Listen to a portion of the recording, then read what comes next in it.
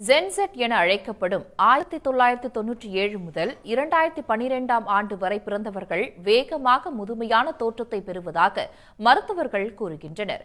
இதற்கான காரணம் என்ன, தீர்வு என்ன என்பதை விளக்குகிறது இந்த செய்தி தொகுப்பு.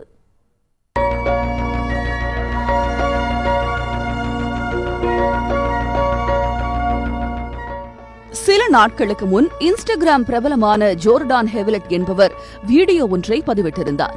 தம்முடைய தாயுடன் வெளியே சென்றால் தங்களை தங்கை அண்ணன் என நினைத்துக் கொள்வதாகவும், தமக்கு 26 வயதே ஆகும் நிலையில் 40 வயது என அனைவரும் கருதுவதாக அவர் கூறியிருந்தார். ஜென் இசட் தலைமுறையைச் சேர்ந்தவர்கள் பலர் தங்களுக்கும் இதே நிலைத்தான் என கூறி இந்த வீடியோவை பகிர்ந்தனர். ஜென் இசட் தலைமுறைக்கு முந்தைய தலைமுறையினரான 1981 இருந்து 1996 வரை பிறந்தவர்கள் மில்லனியல்ஸ் என்று அழைக்கப்படுகின்றனர். இவர்களை காட்டிலும் 1997ஆம் ஆண்டுக்கு பிறந்தவர்கள் இளம் வயதிலேயே முதிர்ச்சியான தோற்றத்தை அடைந்து விடுகின்றனர். இளம் தலைமுறையினரின் வாழ்க்கை முறையே இதற்கு காரணமாக இருப்பதாக மருத்துவர்கள் தெரிவிக்கின்றனர். தற்போதைய தலைமுறையினர் மன அழுத்தத்துடனேயே வாழ்வதாக கூறும் மருத்துவர்கள், இதனால் செரிமான திறன் பாதிக்கப்பட்டு அவர்களது தோல் கூடிய விரைவில் முதிர்ச்சியடைந்து விடுவதாக தெரிவிக்கின்றனர். இதன் காரணமாக கண்களுக்கு அருகே சுருக்கம், வெள்ளை முடி, உடல் பருமன், சோர்வு உள்ளிட்டவையும் ஏற்படுகிறது.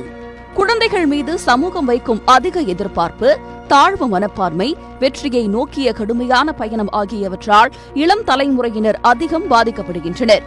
சமூக வலைதளங்களின் தாக்கத்தினால் குழந்தைகள் கூட பெரியவர்கள் போன்று நடந்து கொள்வதும், ரீல்ஸ், டிக்டாக் போன்றவற்றில் முழுமையாக அர்ப்பணித்துக் கொள்வதும் கூட இதற்கு காரணமாக இருப்பதாக மருத்துவர்கள் தெரிவிக்கின்றனர். ரீல்ஸ்களில் இன்ஃபுளுவன்சர்கள் கொடுக்கும் பரிந்துரைகளால் பள்ளி பருவத்தில் இருப்பவர்கள் பலர் தேவையற்ற தோல் பராமரிப்பு பழக்கத்தை பின்பற்றுவதாக மருத்துவர்கள் எச்சரிக்கின்றனர். இன்ஃபுளுவன்சர்கள் கூறும் பொருட்களை வாங்க முடியாதவர்கள் தாழ்வு மனப்பான்மையுடன் இருப்பதாக அவர்கள் தெரிவிக்கின்றனர். அசைன்மெண்ட் ஸ்கூல் சில்ட்ரனுக்கு கூட ஆன்லைனில் தான் கொடுக்குறாங்க.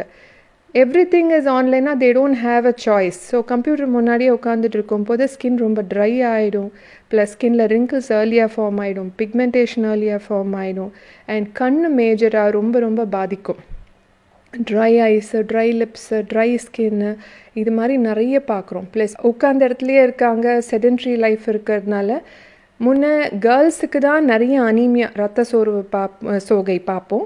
பிகாஸ் தே மென்ஸ்ட்ரேட்டிங், மாதவிடாய் காலத்தில் அவங்களுக்கு நிறைய உதிரப்போக்கு இருக்கிறதுனால அனீமியா பெண்களுக்கு நிறைய பார்ப்போம். பட் இப்போ ஸ்கூல் படிக்கிற பசங்கள்லேருந்து மிடில் ஏஜ் மென்லேருந்து எல்டர்லி மென் வரைக்கும் நிறைய அனீமியா இருக்குது, நியூட்ரிஷனல் டெஃபிஷியன்சி இருக்குது.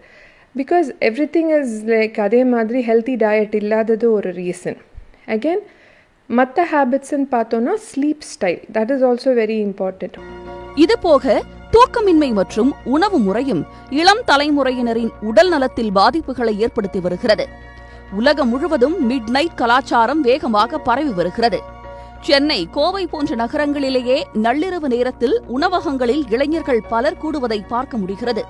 ஃபாஸ்ட் ஃபுட் பற்றி விழிப்புணர்வு இருந்தாலும் சமூக அழுத்தத்தின் காரணமாக இளைஞர்கள் இரவு நேரத்தில் அதிக சோடியம், இனிப்பு கொண்ட உணவுகளை உட்கொள்ளும் பழக்கம் அதிகரித்து வருகிறது.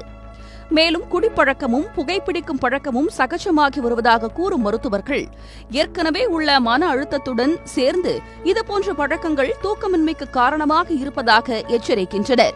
ரொம்ப ஆம்பிஷியஸா இருக்கிறதுனாலேயே அதிகமான மனப்பதட்டம் உடையவர்களாகவும் ரொம்ப டிப்ரெஷன் போறவங்களாகவும் இருக்கிறாங்க. இந்த அதிக மனப்பதட்டமும் மன அழுத்தமுமே அவர்களை சிகரெட்டு, ஆல்கஹால் மற்றும் மற்ற போதை பழக்க வழக்கங்கள் பயன்படுத்தக்கூடியவர்களாக மாறிடுறாங்க.